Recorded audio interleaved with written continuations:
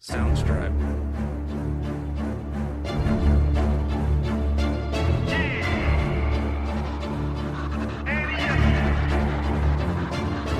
I can't accept the loss, I'm hard-headed.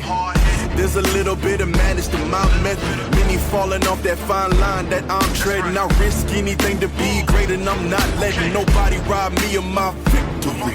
Number one, that's what I'm meant to be. When by any means, only thing that makes sense to me, I can make nice or make history. I got that dog in me, yeah, turn me up. Big energy, got the crowd going nuts. I got that dog in me, yeah, ante up. I take on anyone, I don't need a one-on-one. I got that dog in me, yeah, I'm talking all bite, no bark. I could rip your squad apart. I got that dog in me, so what's up? Yeah, so what's up? I told her move over. Enough of that mediocre, I've been the man since cruising around in the stroller. I got ice in my veins like a cut in Minnesota. Why not show you how I'm built? Come a little closer, ayy. Lot of been small.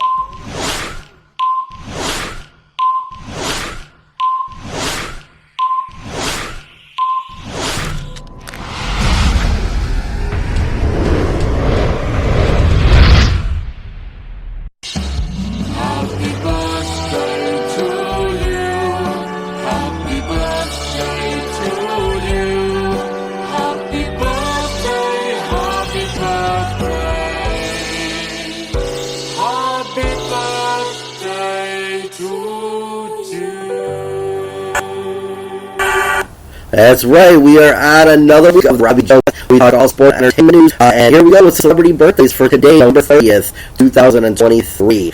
Chrissy Teigen turns 38 today. Actress Kim Kuka is 38. Actor Ben Stiller turns 58. Trinity Fatu, who is a wrestler better known as Naomi, is 36. DJ Steve Aoki is 46. Let's see, Woody Allen turns 88. Singer Billy Idol is 68. Let's see, there's a few more that I wanted to do. You gotta scroll through this list. Oh, and the last one is former WWE superstar and now AEW superstar Christian Cage turns the age of 50. If today is your birthday and you're celebrating with those celebrities, I'm hoping everybody has a very, very happy birthday. We are almost there. We are almost at December 1st already. It's insane if you think about it. We are going to be a month away from 2024. I just can't believe that. That always shocks me how quick it goes. We got a lot to talk about today. We have Survivor Series fallout from the WWE, NFL predictions for Week 13. I've got the NCAA rankings. What happened to Corey Perry from the Blackhawks? We'll talk a little bit of Bears news going into the bye week. And, of course, where can you stream your favorite Christmas movies? I'm going to talk about that today, too. So let's get right into it. Big returns on WWE Survivor Series the other day. But first, let's go into the results from all the matches. I actually did pretty well. There was one match that I had to do a draw because they changed the match, which doesn't happen very often on a pay-per-view. So I kind of had to change that a little bit. So we'll see how I did. If I can find it. I know I didn't delete it. It's here somewhere. Oh, here we go. So originally it was supposed to be Carlito and Santos Escobar, and I picked Carlito to win. I didn't realize they were going to change that match, so I ended up calling that a draw. It was a good match, but it just didn't have a feeling to me like the Carlito one, and since I didn't get to have the two in there that I originally did, I just put that as a draw, and I didn't take it as a win or a loss. The Intercontinental title match, Gunther versus The Miz. Winner was Gunther, and I picked that one right. I was excited for that one. It was a good match. Very good match between the two. The Miz showing that he has the versatility that everybody knew he would have.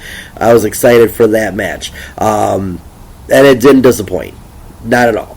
I knew Gunther was going to win it. I don't think he's ready to lose it, and it wasn't going to be to The Miz. In fact, I don't really know a lot of people who are going to take the Intercontinental title. It's going to happen. He's already broke the Honky Tonk Man's record. He's not like Roman, who has a bunch of records that are still left in front of him. He doesn't have anything. Every day, he just becomes the longest reigning. So eventually he will lose. Rhea Ripley and Zoe Stark for the WWE Women's title. Winner was Rhea Ripley. Wasn't shocked by that. She's not going to lose that title till one of two places. It's either going to be at WrestleMania, she'll drop it, or she's going to lose it when they go to Australia, which makes sense because that's her home country. I think she possibly retains it there and then goes on to lose it afterwards. So if it's not WrestleMania, it'll be after the pay-per-view that's out in Australia. So we'll see what happens there. Women's War Games match. Bianca Belair, Charlotte Flair, Shotzi, and Becky Lynch versus Damage Control. Team Bianca, that's who I took on this one. And I knew it. I knew Damage Control wasn't going to win that match. Too many big women in that match for Damage Control to win, but I was excited to see Charlotte and Becky hug it out. It was a great moment. There was a lot of great feel-good moments in the Survivor Series. And then, of course, the Men's War Games match. And I picked the Judgment Day. This was my only loss, if you don't count the Carlito and Santos Escobar one. That was a draw. But my only loss came to Judgment Day and Drew McIntyre versus Cody Rhodes, Seth Rollins, Jey Uso, Sami Zayn, and Randy Orton. I picked Judgment Day to win because I thought we were going to see a big heel turn on Randy Orton on Cody Rhodes or Jey Uso or somebody. They did tease a Randy Orton turn on Jey Uso, but it never happened. But what happened was, it was a great match all the way around. The RKO off the top of the cage to JD McDonough was priceless. That was amazing.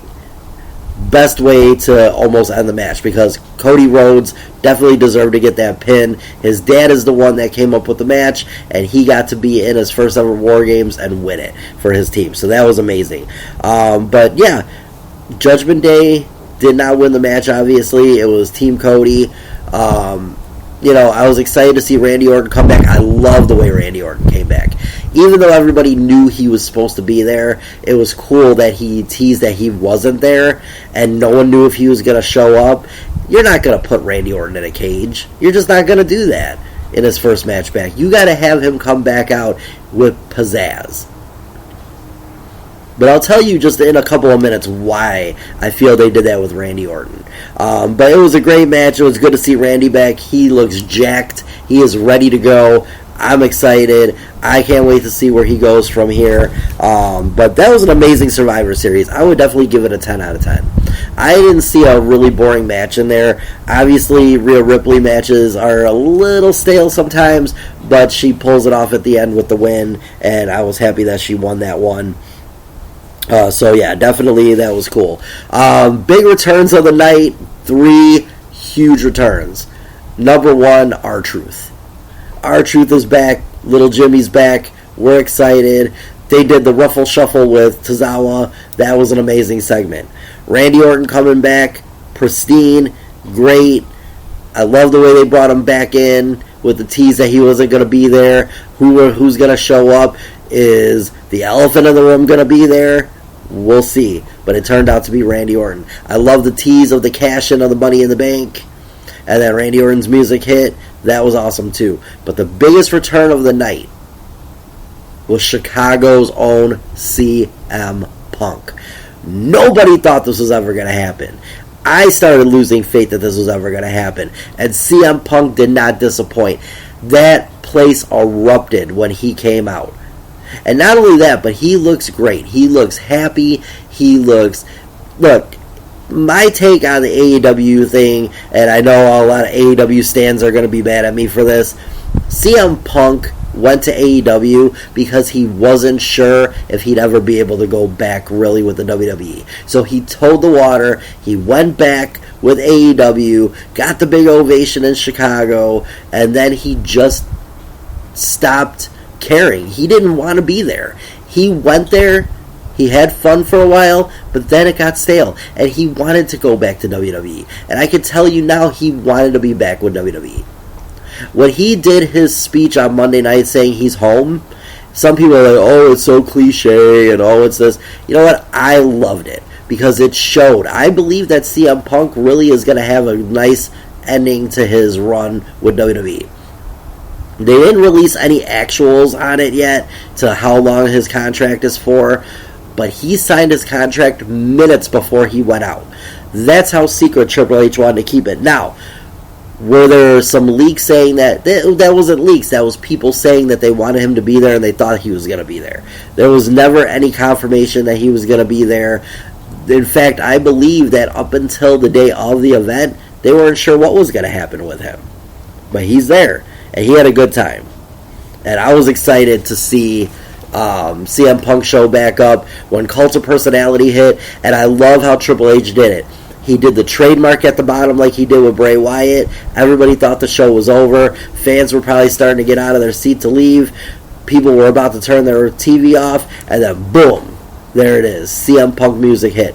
If you want to watch some entertaining stuff, go on TikTok and search CM Punk reactions.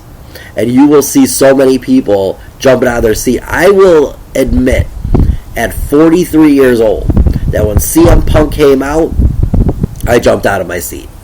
I was excited. And I'm not even going to lie about that. I was happy. I jumped around. My wife told me she wishes that she would have got that on video. That would have went viral all over TikTok. Because it's something that we never thought we'd see again. And even though a lot of people are like, oh, WWE doesn't need CM Punk. Yeah, they do. WWE can use every big star power they can get. Especially with this new company that took over for them. And, ratings are starting to go up. And they need that push.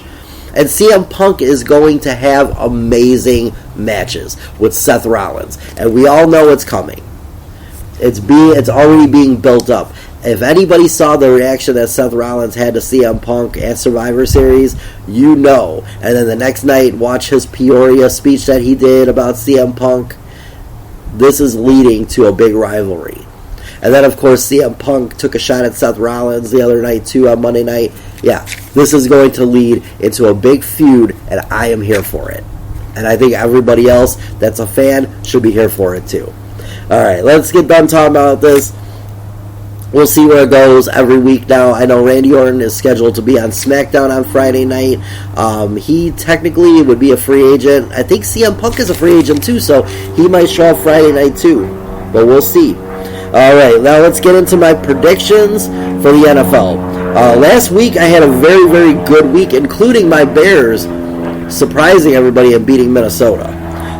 But last week I won 13-3. So for the season, I am already 108-71 on my predictions. Not bad at all. 60%. I'll take it. Look, most people aren't going to be close to 100% on picks like this. They're not easy to do. It's a 50-50 shot with every single game. Let's see. So we're going to kick it off with Thursday Night Football tonight on Amazon Prime. We got the Seahawks versus the Cowboys. I say the Cowboys are going to win. I think it's going to be a very competitive game, but the Cowboys win that one. Sunday, the noon games. Colts and Titans. I've got the Colts winning that one. Don't see the Titans winning that. Chargers versus Patriots. I mean, unless there's a huge upset, Chargers are going to beat the Patriots. Patriots are just total trash right now. Lions and Saints. I'd love the Saints to beat them, but I got the Lions in that one. I think the Lions are going to definitely win the division. After that loss by Minnesota, I think that they're pretty much... If the Lions can win today, they only got, 5 weeks left after this? Yeah, it's going to be rough for any team to come back from that, especially Minnesota right now. So, yeah, I got the Lions winning there.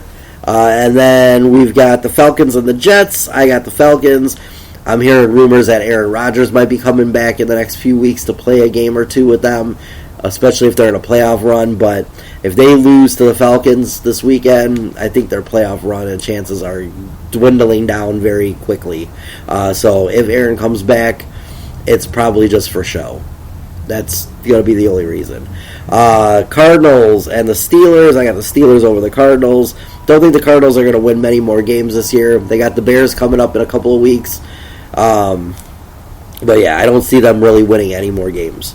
If any at all, maybe one or two, but that's it. Dolphins and Washington. I've got the Dolphins winning that one. And then the Broncos and Texans round it out at the 12 o'clock starts, and that's going to be the Broncos. The Broncos are on a very good tear right now, having a really good ending after.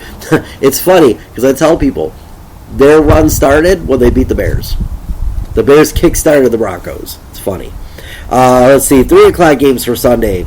The Panthers and Tampa Bay. As much as I don't feel Tampa Bay can win a lot of games anymore, they will beat the Panthers. Panthers go 1-12 for the start of the season.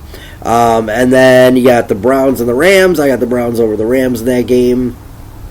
And 49ers and Eagles. This is going to be the best game of the day, and it's a 3:25 start. We've got the 49ers and Eagles. I got the Eagles in that one. I think they're going to beat the 49ers. It's going to be a good competitive game, but yeah, that one is going to be going to the Eagles. And then Sunday Night Football, Chiefs at the Packers. Mahomes in Lambeau. I believe from what I heard the other day, and don't quote me on this, but I believe that's his first ever time playing at Lambeau. I believe he's played the Packers in Arrowhead, but he's never played them there. So yeah, Chiefs over the Packers. Pack are not going to go into the playoffs this year. They're not winning the division, and they're definitely not beating the Chiefs. And then we've got Monday Night Football, the Bengals and the Jags. Jaguars are winning it in Jacksonville over the Bengals on Monday Night Football. So let's see. Last week 13-3. Let's see what I can do this week. Bears are not playing this week. They are off. So is Minnesota. Both teams earned a bye week after their Monday Night Football game. So we'll see what happens. It's going to be a boring football week for me because I'm used to watching the Bears on either Thursday, Sunday, or Monday. But I'll have at least 5 good weeks of football left after this week when they come back. So I'm excited for that. So we're talking about that. NFL predictions out of the way. Corey Perry, the Chicago Blackhawks. What happened? I'm going to go back to the Bears in a minute, but I saw this on my sheet and I got to talk about it. Corey Perry being released. There were rumors that he slept with Connor Bedard's mom. I heard that is false. That never happened. That's what the Blackhawks are saying. Then again, of course they're not going to go admit to something like that. But at the same time, if there was something going on, I'm sure they would. So he was waived by the Blackhawks for unacceptable conduct, and the Blackhawks waived him on Tuesday. They did an internal investigation on him. They're not saying what happened, but they are reviewing the matter. He was 38. He's 38 years old, and he was on a 1-year deal. So he was only here for a year, and stuff. So it's not like he was going to be here forever, probably. But still, Blackhawks statement on that. I'm looking that up now. I just can't believe that. I was like in total shock. I don't understand what makes these guys go out there and do this stuff. I mean, why would you throw away, money and a good season over something stupid? Whether it's harassment, whether he was harassing somebody, or he slept with the wrong person, it just doesn't add up to me. Like, I don't know. I'm just in shock by that. But hey, things happen. They said that he engaged in unacceptable conduct, but they're not saying what it was. And I don't think we're going to ever really know, unless it leaks somewhere, maybe, or whatever. But yeah, I mean, and even if it does leak anywhere, look, let's be honest. Is it believable? Everybody thought he slept with Connor Bedard's mom. Alright, so here it is. I'm pulling it up right now. Chicago Blackhawks statement on Corey Perry. After an internal investigation, the Chicago Blackhawks have determined that Corey Perry is engaged in conduct that is unacceptable and in violation of both the team's, the terms of the standard players contract, and the Blackhawks' internal policies intended to promote professional and safe work environments. As such, Corey Perry has been placed on unconditional waivers. In the event Mr. Perry clears waivers, we intend to terminate his contract effective immediately. So yes, that is it. He is done.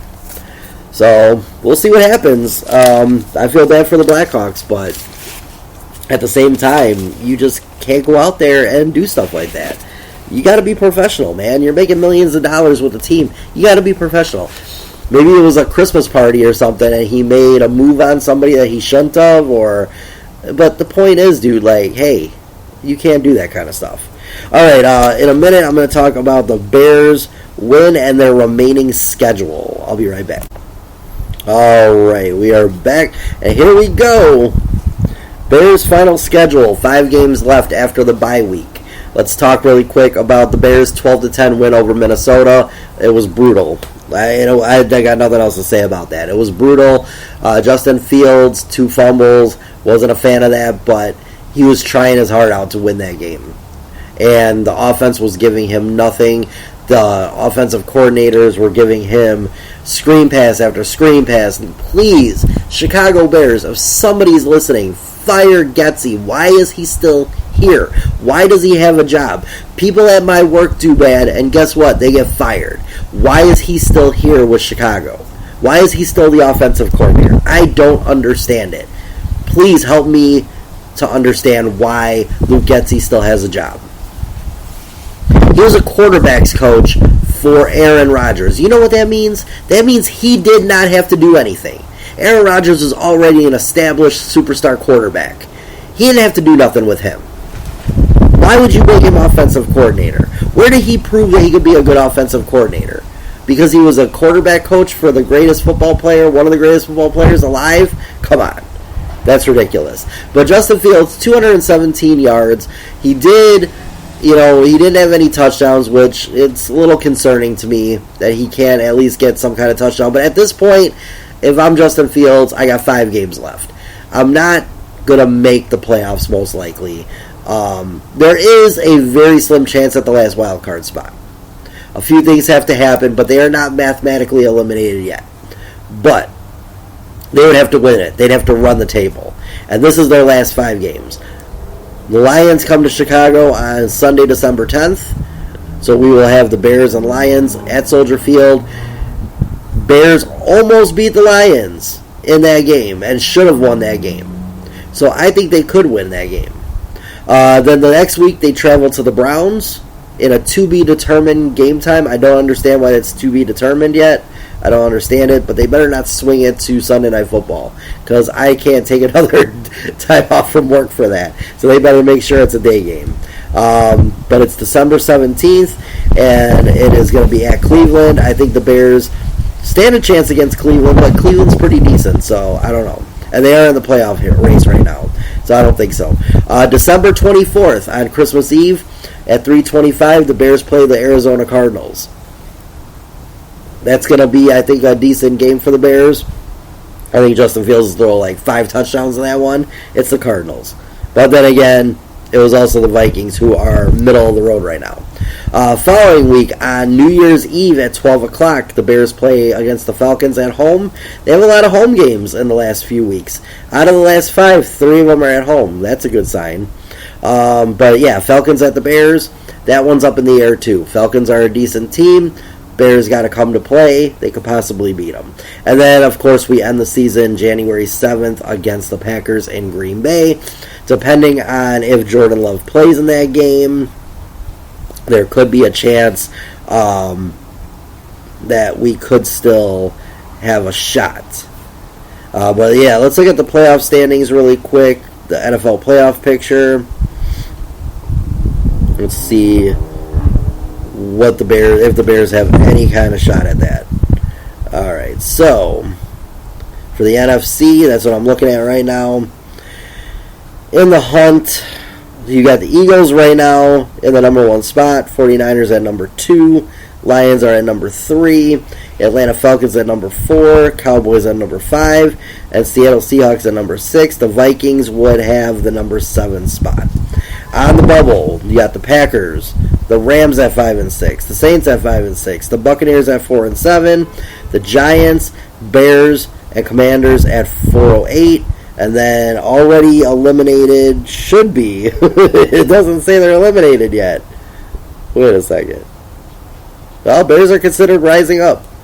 Arizona is out of the playoff race, and so is Carolina. Because the most you could get at Carolina would be 6 wins. So, yeah, they would definitely not make the playoffs. But the Bears still have a shot. They're on the bubble, which is good. But, like I said, I mean, we have to run the table.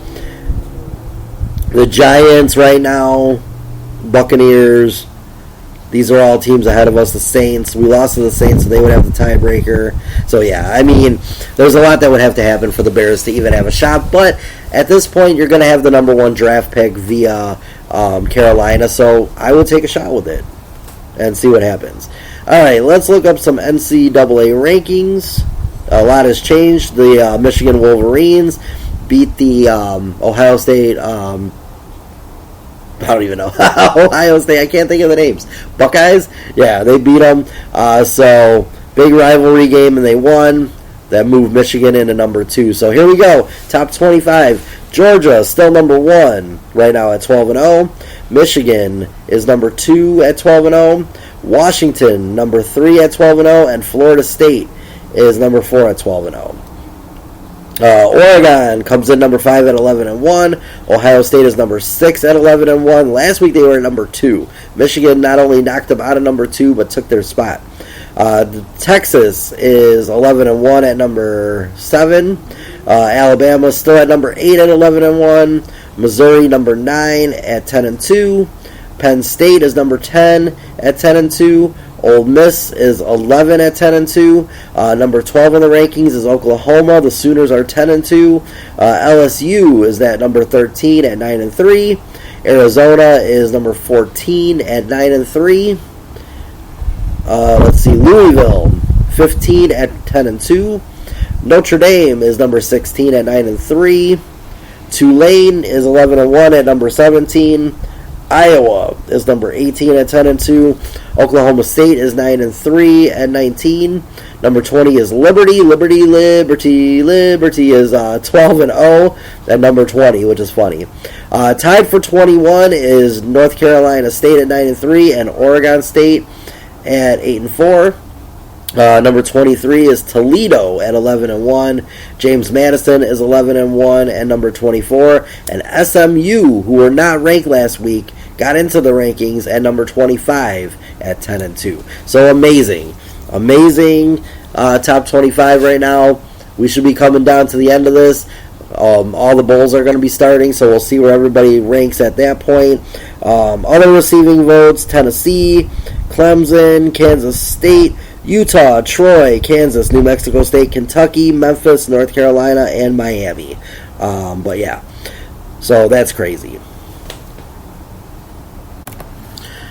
Alright, let's move on to Christmas movies. Where to find your favorite streaming movies this Christmas season. And Netflix is going to have White Christmas, Claus, The Christmas Chronicles 1 and 2, Mariah Carey's All I Want for Christmas Is You, A Boy Called Christmas, Marvel Superheroes Frostfight, Storybots Christmas, Spirit Riding Free, The Spirit of Christmas, and Super Monsters Save Christmas. So make sure you check those out on Netflix.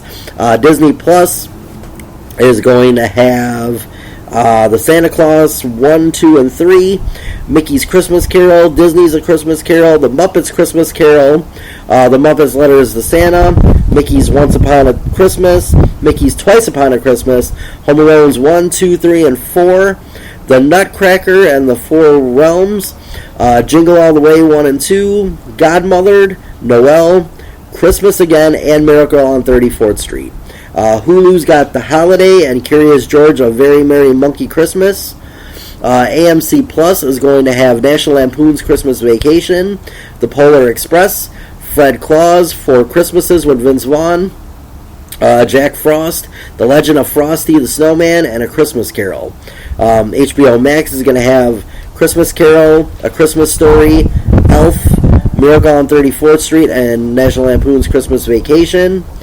You can also check out Amazon Prime Video for The Grinch, It's a Wonderful Life, Polar Express, The Nightmare Before Christmas, Elf, and Jingle All the Way.